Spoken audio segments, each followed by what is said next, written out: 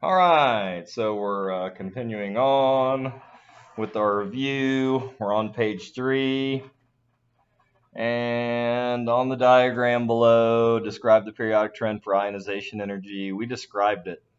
Basically, less shells shielding as we go up, increased nuclear charge for the same number of shells as we go from left to right. Okay, place the following in order from highest to lowest ionization energy. So I'm just going to grab periodic table.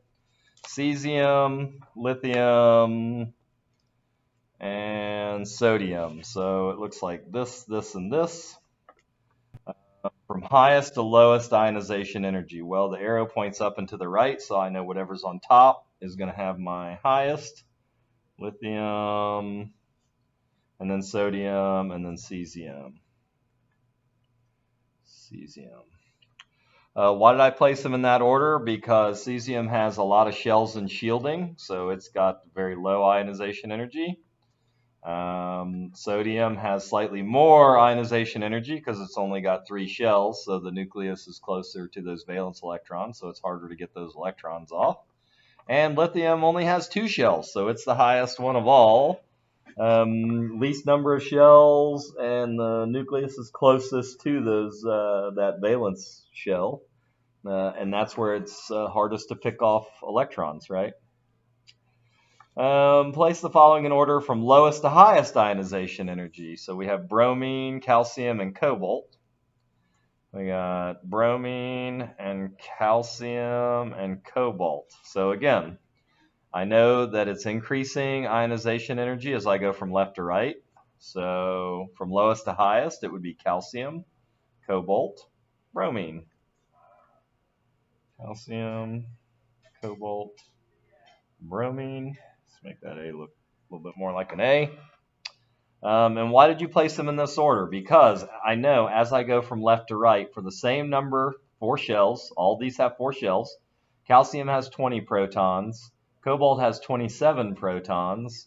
Bromine has 35 protons. So it's going to pull those shells in the tightest, and the electrons are going to have a hard time being pulled off because it's got an increased nuclear charge. It's just got more protons for the number of shells it has.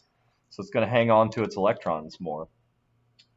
Place the following in order from highest to lowest ionization energy. Silver, fluorine, and strontium. Well, I know fluorine has the highest out of those 3. Now let's just decide between silver and strontium here. So strontium's here, silver is here, right?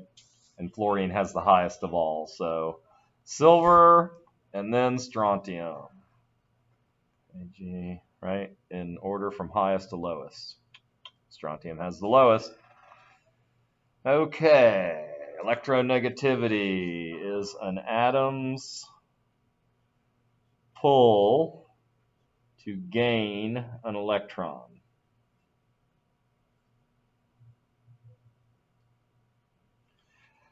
That is an atom's pull to gain an electron.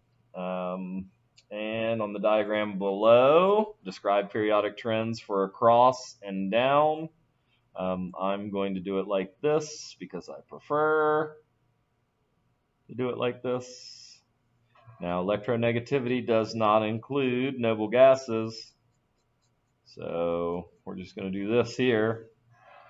So I know that it goes up as we go up and across.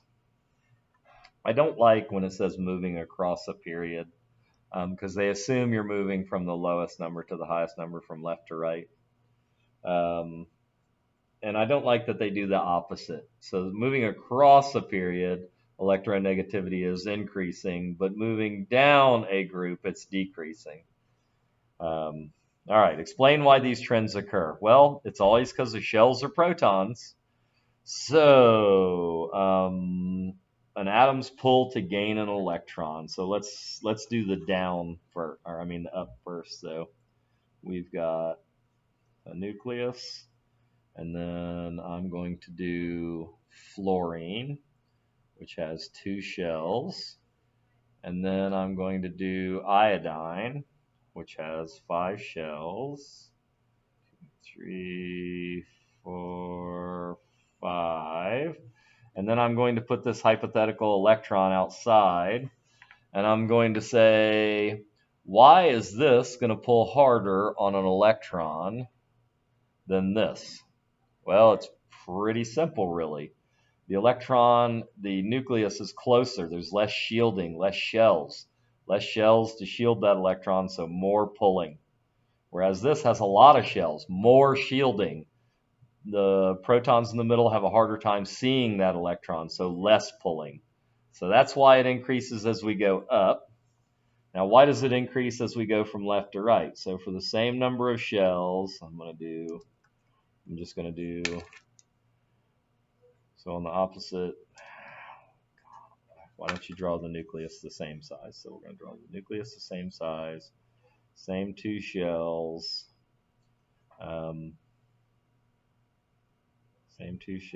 but if fluorine's on this side with 9 protons, then lithium is on this side with 3 protons. Why do you think it would be harder to remove an electron, or why there's more pull on electrons from this atom than from this atom? There's more pull because protons are what are doing the pulling. There are 9 of them here for these 2 shells. There are 3 of them here for these 2 shells. So there's less pull. It's like having less magnets. 3 protons. Let's not make it 3 plus. 3 protons. So it's less magnets pulling. So the shells are more expanded. Any electron that happens by gets less pull on it because there's only 3 protons doing the pulling. So that's why. That's why the trends occur.